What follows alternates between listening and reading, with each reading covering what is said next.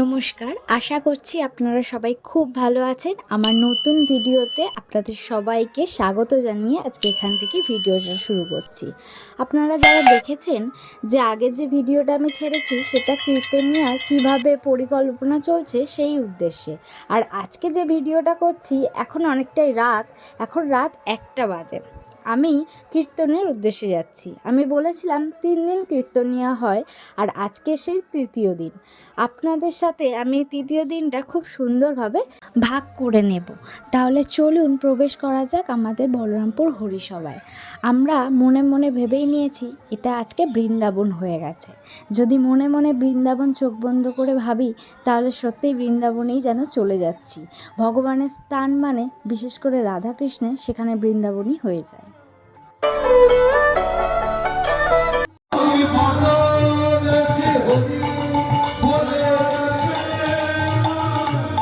আমি প্রথম শুরুতেই আপনাদেরকে দেখিয়েছি ওখানে যে রাধাকৃষ্ণের দোলনাটা করা হয়েছিল সেখানে প্রণাম করে আমি একটুখানি দোল দিয়ে এসেছিলাম। আর এখানে বসে আছে স্বয়ং গোপাল। এখানে তাকে দোল দেব না, কারণ সে স্থিরভাবে আজকে রাসলীলা দেখছে।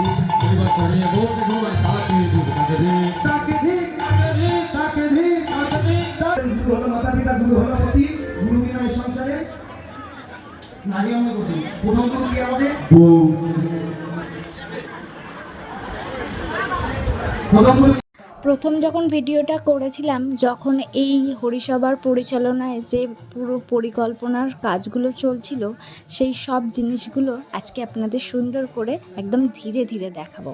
এখানে দেখুন রাধাকৃষ্ণের বিগ্রহটা কত সুন্দর। আর এই যে এখানে ভিডিওটা করার কারণ হচ্ছে ওইখানে বসে আছে আমার পি, আর সে কত মনোযোগের সাথে হরিনাম শুনছে দেখুন। এটাকেই বলে হরিনামে মেতে ওঠা বা মাতোহারা।